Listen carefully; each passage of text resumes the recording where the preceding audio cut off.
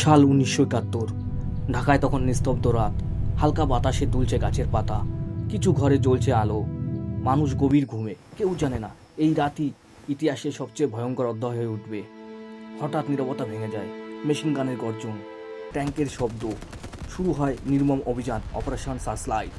একটি শহর মুহূর্তের মধ্যেই যুদ্ধক্ষেত্রে পরিণত হয়। মানুষ দৌড়াচ্ছে, মায়ের কোলে শিশু, চারদিকে আগুন জ্বলছে, চিৎকার, কান্না, আতঙ্ক সব মিলিয়ে ঢাকা শহর একটি ভয়ঙ্কর দুঃস্বপ্নে পরিণত হয়। কিন্তু এই ভয়েই জন্ম নেয় প্রতিরোধ। সাধারণ মানুষ হয়ে ওঠে মুক্তিযোদ্ধা।